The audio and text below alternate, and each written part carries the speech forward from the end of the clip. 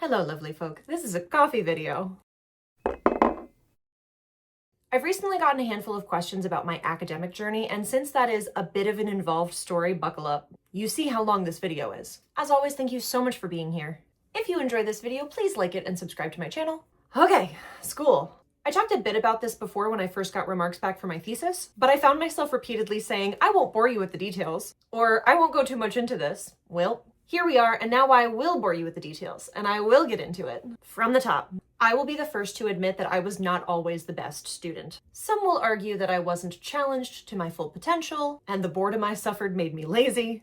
Others will argue I lacked motivation. Whatever the case may be, I coasted on B's and C's through most of high school. Not awful, but nothing amazing either. I also went to two different high schools, which, let's be honest, had very different standards. I spent my freshman year in Fort Knox, Kentucky, where my high school had less than 500 students total. Then I attended Woodson High School in Fairfax, Virginia, where my graduating class had over 600 students. Big change. Not to get lost in the weeds too much about schools on military bases, but long story short, Fort Knox did not have super expansive curriculum offerings. It was pretty common at the time, and I have no idea if this is still the case, for military-based schools to offer German as a language option because of the likelihood of military families being transferred to Germany. But Fort Knox didn't. The only options were Spanish and French. They definitely also put a lot of emphasis on their athletic program. There was a swing choir, there was a drama program, but they were both pretty fringe at the time. I think there were only about a dozen of us involved in the one school play. By far the biggest program when I was a student there was JROTC, which, if you're unfamiliar, stands for Junior Reserve Officers Training Corps. This is essentially a military leadership training program for high schoolers. And there were a ton of kids in JROTC at Fort Knox High School. Their military ball was bigger than homecoming, by a lot. Even if you yourself weren't a cadet, you were hoping to get an invite as someone's date. I did attend as a +1. I was set up by a couple of friends of ours, and this was by far the fanciest thing that happened on that base, ever. Or at least one that I would have attended as a 14-year-old. I actually haven't looked too far into the current goings-on of Fort Knox High School in a minute. Do they even have a website? Oh my god! So the school mascot is the eagle. We were the Fort Knox Eagles. Tell me if that logo looks familiar to any of you. They totally stole it from Philly and just added some yellow. That's wild. Is that allowed? It can't be allowed. Jeez, learn something new every day, I guess. But that may possibly give you a little bit of insight. It was a pretty small school with a focus on military service and athletics. Other extracurriculars did exist, but let me put it this way. I was the student body secretary as a freshman. Student government met once or twice a week after school. And the fact that it made a couple of us late to rehearsals for the play was never an issue because the play couldn't go on without us. Like, they couldn't get mad that we were late. We had to be there. It was also pretty easy to make friends because we were all Army kids. So there really wasn't much anxiety around being the new kid. And becoming essential to the function of various activities came pretty quickly because the school was so small. There was also not a lot to do in Fort Knox. Unless you had a car, which was pretty rare, and could maybe drive out to Louisville or Elizabethtown, Northern Kentucky just does not offer a ton of options for how to spend your free time. So it really didn't seem that weird to anyone that we put a lot of that extra energy into school-related activities. And church-related activities, if I'm really honest. This is all in direct contrast to my experience at Woodson, which was not only much larger, it was in pretty close proximity to Washington, D.C., so opportunities to seek out more varied cultural points of interest were a lot more readily available to students. Just hop on a metro and go to the Smithsonian. That was not an uncommon thing to do on a weekend. There were also way more student activities. The chorus program was not only hundreds of kids, we also competed nationally every year. And our trophies outnumbered anything any sports team had. The drama program competed in various acting competitions. Orchestra was pretty big. We had a very healthy National Honor Society presence. The crew team, I don't think I had known what crew was until 10th grade, when suddenly a bunch of my friends were rowers. The number of electives you could take and the advanced placement classes that were offered, those were such that there were actually 3 different types of diplomas you could earn: basic, advanced, and AP. I got the advanced because my parents didn't tell me there was a basic diploma. French and Spanish were available for languages, but so was German and American Sign Language. We had a thriving community of deaf and hard of hearing students. It was not unusual to have an interpreter at the front of class.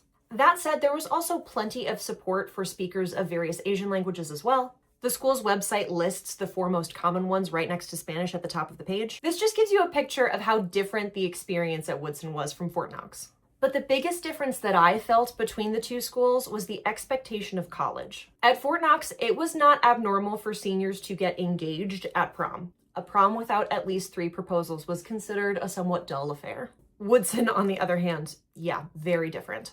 My graduating class had 7 valedictorians because there was truly no way to tease apart which of them had done better than the others. They all had perfect GPAs. And in general, there is a certain level of prestige inherent in the Northern Virginia academic environment. Yes, it's a public school, it's not even the biggest one, but it is pretty highly ranked. So there is a natural assumption that Woodson graduates go directly into college, mostly 4-year universities. And at least when I was a student, there was a lot of disdain directed toward community college options. Your goal as a senior was to attend the best program that would take you.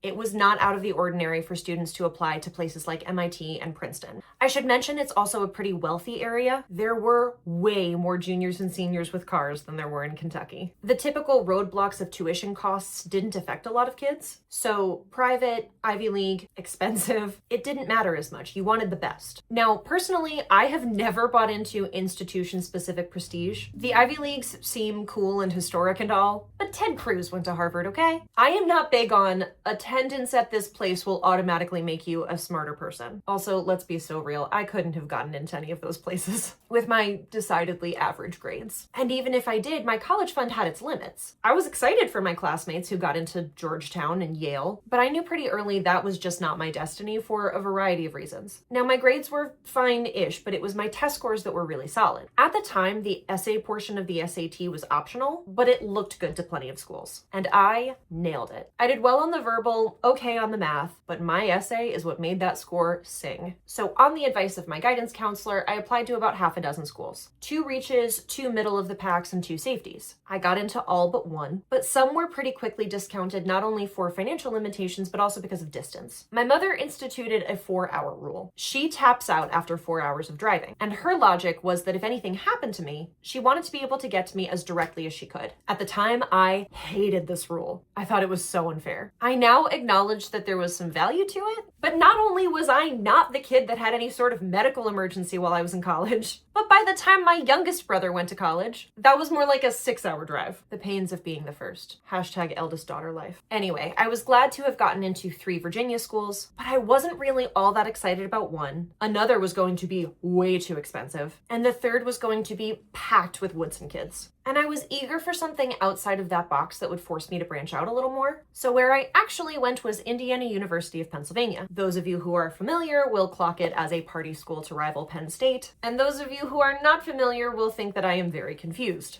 But you heard me right. Indiana of Pennsylvania, affectionately referred to as IUP, and sometimes not quite so affectionately. IUP is part of the Pennsylvania State System of Higher Education, and at the time, PASHE schools were very accommodating to out-of-state students, so tuition was pretty reasonable even though I didn't live in Pennsylvania at the time. It was also almost exactly 4 hours from home. I stretched that rule to its limit. Another thing I should probably note was that I was the youngest in my grade. I am a December baby and I got pushed through early, so I actually started college at 17. And when you're 17 and your general education coursework doesn't quite hold your attention as it should, and an enrollment counselor asks, what do you want to do for the rest of your life? You say theater. Your stunned silence is very reassuring. I am a theater nerd, and that was my major at IUP. I won't linger on this too long, mostly because it's not the trajectory I stayed on, but I will say this. I would not trade those years for anything. I made some of the best friends of my life at that school. And I learned a ton, even if they aren't skills I've kept up with. I mostly stage managed, which gave me an incredible outlet for both the organizational side of production and the soft skills required to communicate with every department. I did get to do a bit of acting, including my very favorite, which was stage combat. That's why I've got this lovely rapier on the wall behind me. Somewhere there is video of me pretending to beat my ex into the dirt. Said ex was also my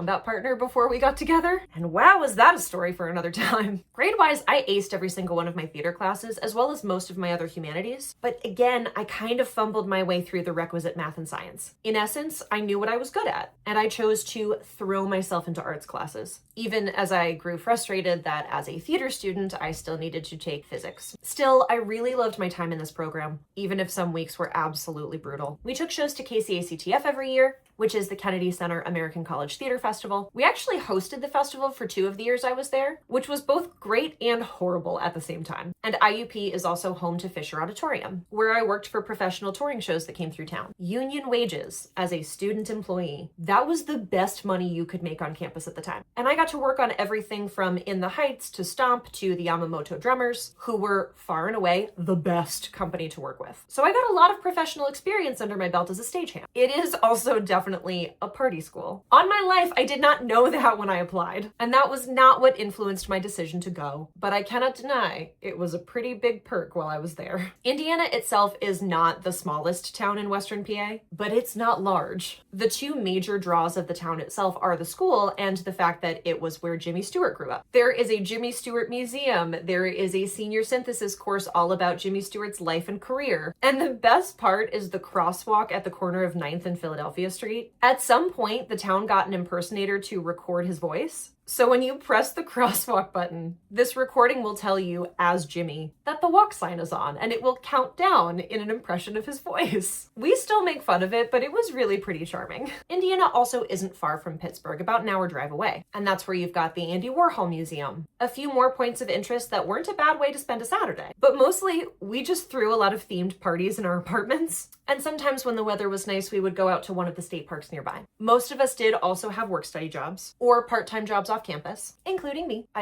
Let's see. Narrator for the Advising and Testing Center, barista, managed the prop closet. All of this to say, I do not regret my experience at IUP. Theater didn't end up being a career I pursued beyond those 4 years, aside for some work as a background extra here and there. But I am glad I went, and I am endlessly grateful for the people I met there. Once my 20s kicked off in earnest, though, I did not think much at all about more school. My focus was just on keeping my head above water. So another degree wasn't something I really considered until much later. The much later turned out to be COVID. I had a solid 8 years of nothing but work and parenting. And then at the age of 29, we're all stuck at home. And I was pretty good at keeping myself busy in 2020. But at some point I did wonder to myself, could I possibly do something more productive with all of the hours I now have free, now that I don't commute or work 2 jobs? Let's look into that. I don't remember who it was who told me that they'd always thought I'd gone to school for English, but as soon as that seed was planted, I couldn't uproot it. I have always been an avid reader. I have no good reason for not considering an English degree the first time around, but it truly hadn't occurred to me. So in 2020, I looked into what getting my English bachelor's would involve. Did a bit of research, immediately discounted all of the options that required me to attend in person, which whittled down the list quite a lot. What further knocked some options out of consideration was price. I was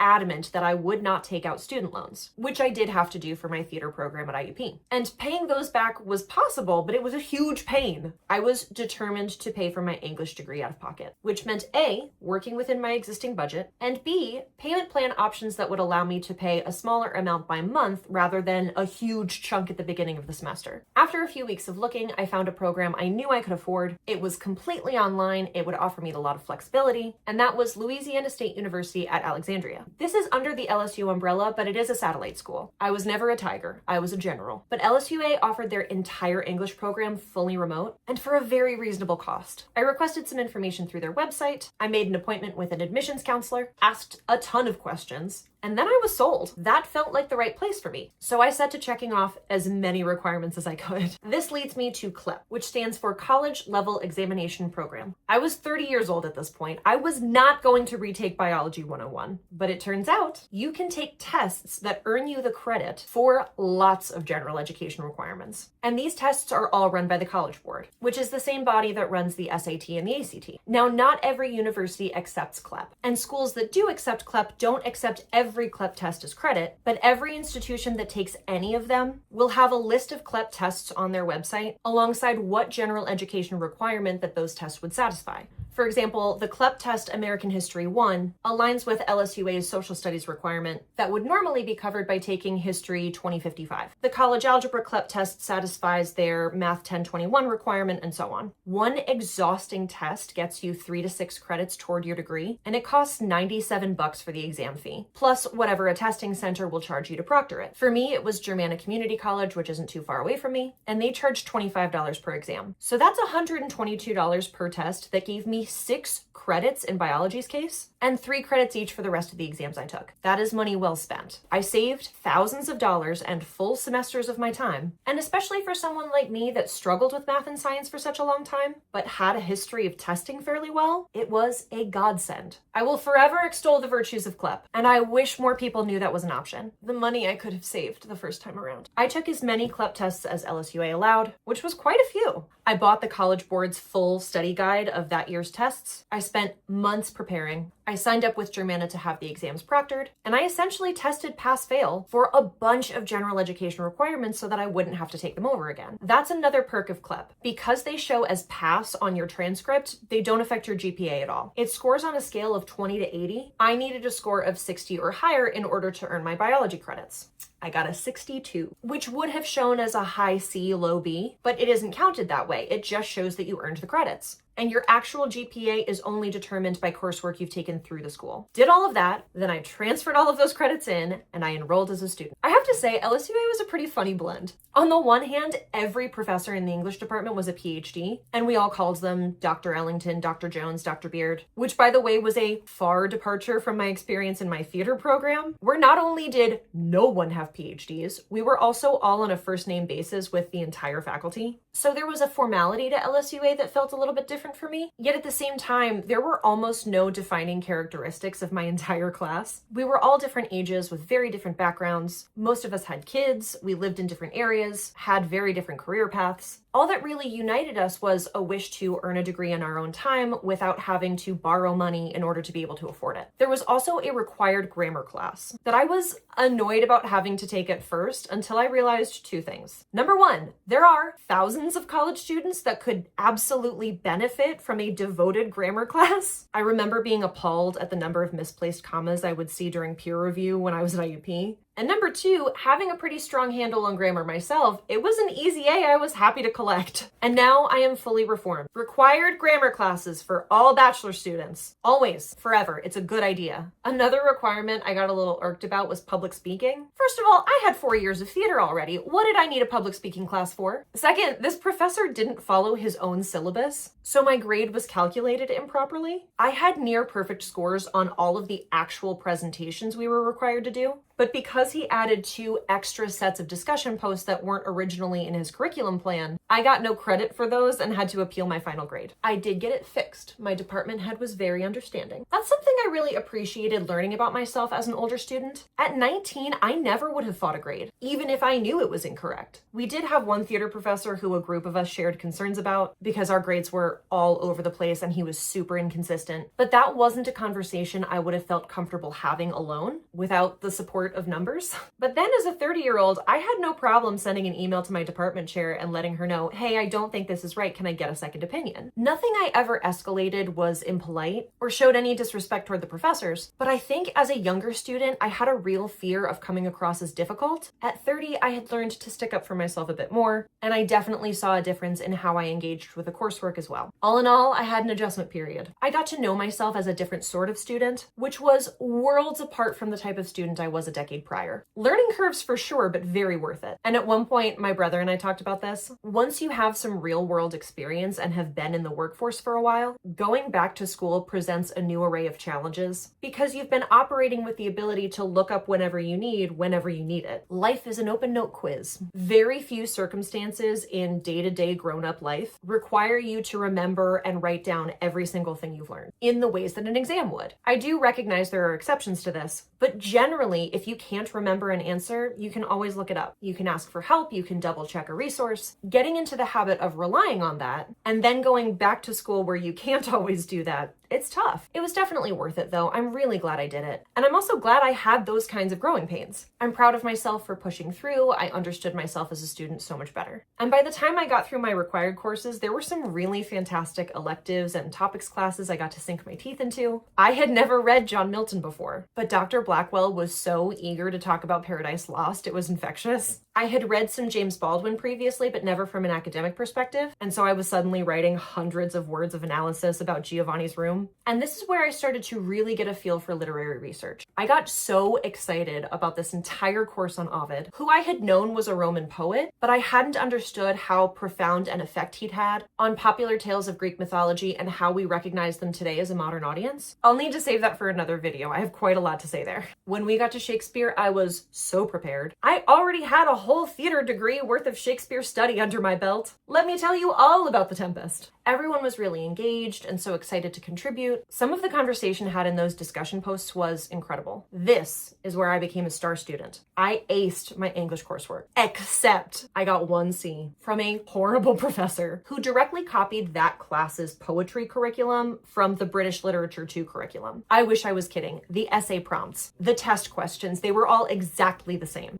Here's a riddle for you. Have you ever heard of any humanities professor needing to curve a midterm by 18 points just so that most of the class could pass said midterm? This professor had to do that. None of us had ever seen that before. And we didn't bomb that test because we didn't study. We studied. So many of us complained to the department. That was bad. And therein lies the value of online programs that welcome non-traditional students. We were all so eager to learn, and we were, most of us, paying tuition out of pocket, so we were deeply invested in doing well. And the reason we felt like we could complain, like we should complain, was because we really cared about everything we were learning. I took an extra elective class that I hadn't actually needed, just so that I could keep yapping with Dr. Jones about Carson McCullers. And by the time I was finished, I wasn't quite ready to be done with school. I was suddenly a good student who cared a lot about doing well. And I really liked all of my coursework. So I started looking into what would come next. And I know I wasn't the only one. A few of us were really inspired to pursue graduate degrees. And a couple of professors in particular were all too eager to support this. They were very vocal about offering recommendation letters, which I did take them up on. And as my final classes were wrapping up, I did a bit of research into possibly getting a literature master's. Now, finding a master's program that suited my needs was, in some ways, a slightly bigger challenge than finding a bachelor's degree that suited my needs. All the same wish lists still applied, but I was searching through a much smaller pool of options, and many of them were at much higher price points. It needed to be flexible, huge bonus if it was fully online, and it couldn't be too expensive. On top of that, I really wanted a program that looked at literature a little more globally, possibly with a general media studies component, maybe with a historical lens. There were a couple of grad schools I looked at that suited some of my needs, but not all. One in particular that offered world literature and focused on a far broader spectrum outside of British and American literature. That wasn't as flexible as it first appeared and was pretty far away. I toyed with the idea of, okay, maybe I could go in person 1 or 2 days a week now that we're all vaccinated and such. Maybe I could adjust my work schedule,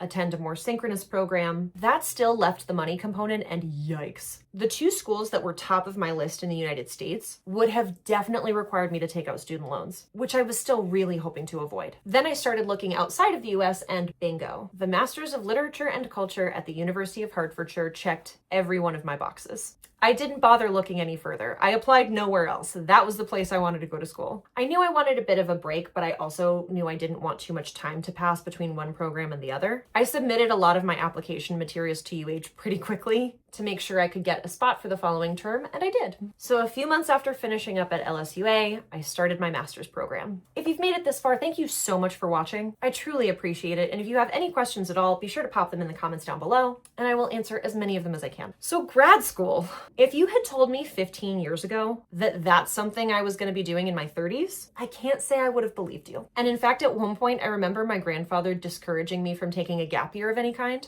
because, and I quote, "You'll never go back." Joke's on you, Grandpa, back I went. And UH had a really interesting selection of coursework. It was 1 module per semester, and nearly all of it was asynchronous, which was by necessity. It was fully online, and most of us were international students. Nailing down anyone's schedule across that many time zones was impossible. There were actually a few Zoom calls that were intended to be like team building, cohort bonding experiences, and so many of them were just a couple of students with the entire faculty. Our poor program leader spent ages putting together this famous Christmas movie trivia slideshow, only for me and one other student to actually attend. Anyway, the curriculum had 2 levels of research, 3 topics classes, and 1 monster of a dissertation. By the way, I should note that if I use the terms thesis and dissertation interchangeably, I am talking about the same thing. In the States, the big giant paper at the end of your master's is often referred to as a thesis, but in the UK they all say dissertation, and then it flips for PhDs. Brits will call that a thesis, while the US says dissertation. Hopefully that isn't too confusing. I mean the massive paper I wrote as a final assignment. Before all of that though, we started with a research course that focused on making sure we all had a solid grip on the different types of literary theory. We went through, I think, 8 or 10 of the most common types: feminist theory, queer theory, psychoanalysis, Marxism. We studied 1 per week and had different research writing to get us familiar with the analysis, and then a selection of fiction work to then practice that analysis on a piece of work. View it through the lens of that week's theory. Our big assignment at the end of that module was to choose a short story and select 2 types of theory through which to view that piece. Mine was The Fall River Axe Murders by Angela Carter, who, if you don't know, was a British author that wrote short stories, novels, some poetry. I think she was also a journalist. I have some of her work here, hang on. Aha.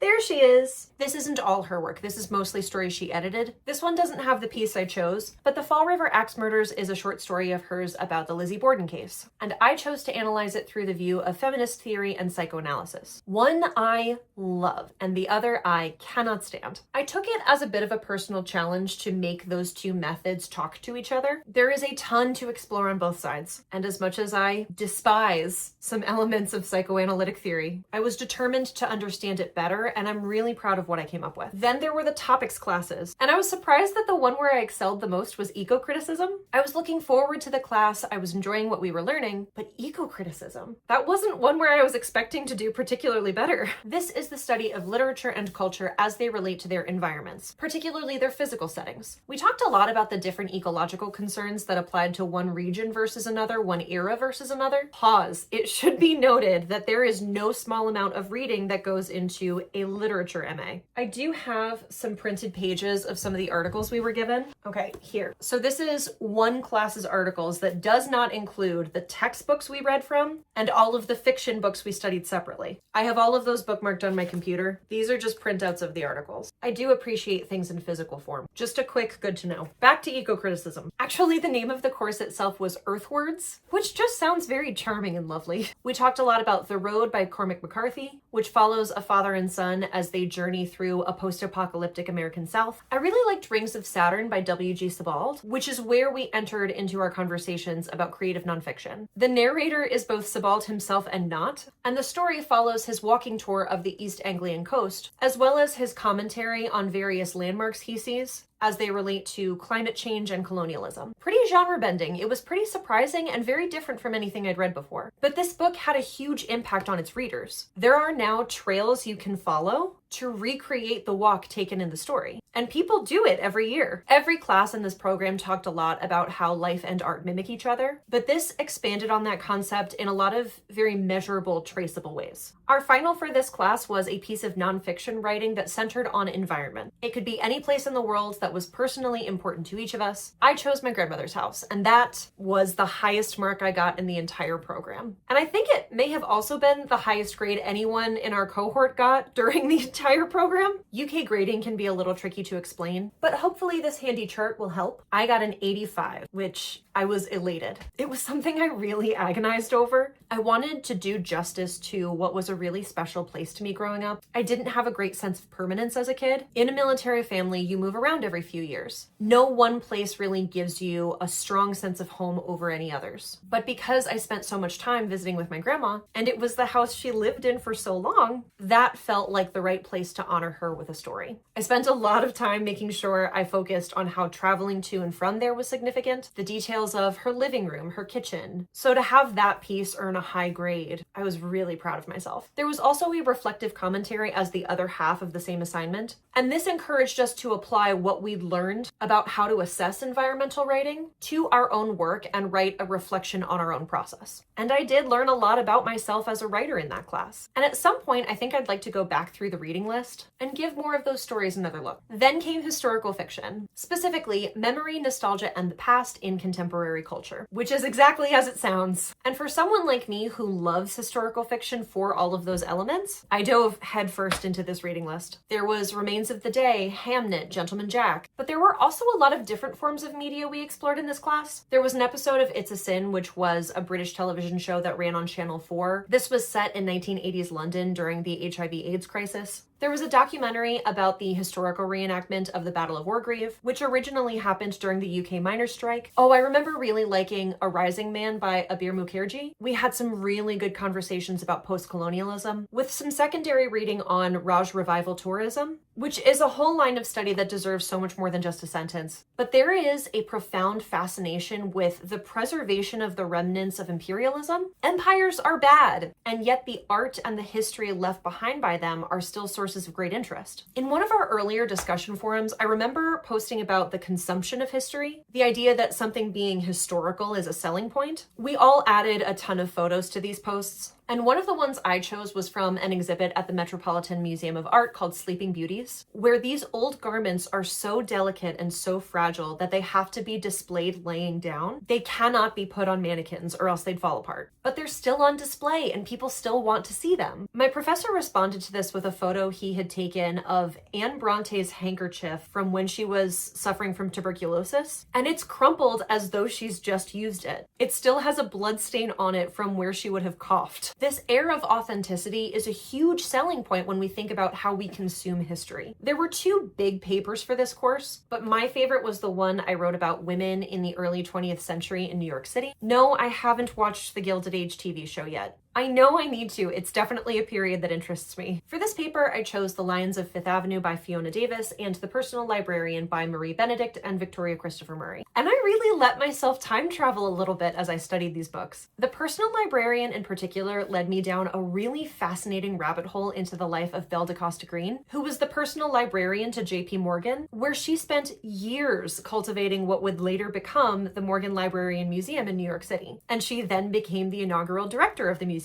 She had the most incredible, fascinating life, but there was so much about herself that she hid from the public. I loved learning about her. Major perk of grad school, getting to turn your hyperfixations into fodder for research papers. For my final topics module, we had Reading the Vampire, which may or may not have been a huge check in the pros column when I first looked into applying to this program. This was a ride. We started researching as early as we could possibly find any folklore that even vaguely resembled a vampire. And we quickly discovered that there is no one culture, one country, no one ancient civilization that didn't have some kind of myth regarding evil forces that rose from the grave to suck the life force out of the living. Blood as sustenance came much later, fangs in particular came much later, but all in all, there are centuries upon centuries of this lore across every corner of the globe. And we had great fun chatting about our favorite vampire stories. I'll have to dig into that during another video because I definitely have lots to say. But the reading list for this course was elite. I'm actually really sad that it ended before Buffalo Hunter Hunter and Bury Our Bones in the Midnight Soil were released, because I definitely think those two could have been worked into the syllabus. We did, however, study Carmilla, which is one of my favorites, and for one of my assignments, I compared it to one of its modern retellings, which was An Education in Malice by S.T. Gibson. My final assignment, again, I'll have to go in depth at another time, but it was When Did the Vampire Become Sympathetic? And I was very happy with the case I made for mid-20th century. When we talk about vampires, we're never actually talking about the monster. We're talking about a thing that is feared by the society that story exists in and using the monster as a metaphor. And as a lot of cultural norms shifted during the 50s and 60s, a lot of those fears shifted, and suddenly vampires just weren't as scary as they used to be. More on that another time. I've since expanded on that assignment, after I thought I was done with it, and after it was graded. Our second to last module was another research methods course, where we put together our thesis ideas. Most of us had already decided on the general directions we wanted to go, but this was really our opportunity to refine those ideas, draft our outlines, bounce things off of one another, figure out where our sources would come from, but also hear from each other about which areas could use more information, what additional elements we hadn't considered that would be helpful. And at the end of that module, we all submitted our proposals for our dissertations. They were assessed and then given back to us with feedback. And then based on those proposals and the feedback from them, we were off to the races. We were assigned faculty advisors to guide us through the rest of the dissertation process, which was 4 solid months of making my brain feel like Swiss cheese. I'm so proud of it. I'm so happy I did it. My dissertation was a feminist and genre theory study of a selection of Hades and Persephone retellings from the 21st century. On my life, I will have a separate video that presents that in its entirety, but for now I'll just say this. I think I may have been the first person to dig into that topic at the master's level. First rule of academia, you want to get published in a scholarly journal anywhere? Come up with something that hasn't been thought of yet. I scored higher than I was aiming for. I got so much valuable feedback. I think I cried for about a day after I got it back. By the time it was all done, I knew these stories upside down, inside out, backwards and forwards. I feel really strongly about romance getting more academic consideration than it currently does. I also want fantasy with a lowercase f to be considered as much as fantasy with an uppercase F currently is. Genre fiction is as critical an impression of the culture it exists within as literary fiction, and scholars need to look beyond high fantasy to consider what sorts of fantastical tales are indicative of the moment we're living in. So while the titles I chose didn't seem quite as erudite or highbrow as other options I could have gone with, the case I made for each of them and the way they represent a 21st century reader's understanding of who Hades and Persephone are and what they mean to a modern romance and fantasy audience, I did that, and I did a good job. We've reached the end, and as you can tell by the lighting, this has taken most of my day. Trust me, I don't mean to leave you hanging. A dissertation video you shall get, and more vampire stuff. In the meantime, I have considered the possibility of a PhD, but for now, I am very happy with my master's. Graduation is in a little over a month, which means I have another excuse for a UK trip, which I am always eager for. And just like with my vampire presentation on when they became sympathetic, I have immediate plans to go back and further expand on my dissertation as well. Maybe even get it published somewhere, we'll see. If you would like even more of this, including bookish content I don't post anywhere else, and access to the digital bookshelf of every title I've ever talked about online, please consider joining my bindery at the link below. And thank you, thank you, thank you. I'm so happy you're here.